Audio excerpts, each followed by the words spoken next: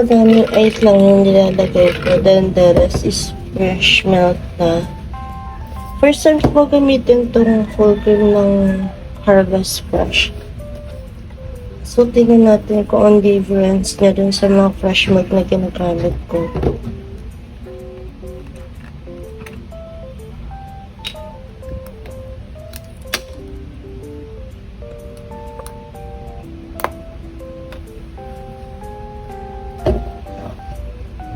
Gamit lang tayo ng measuring cup. So, 8 ounce yung lagay natin.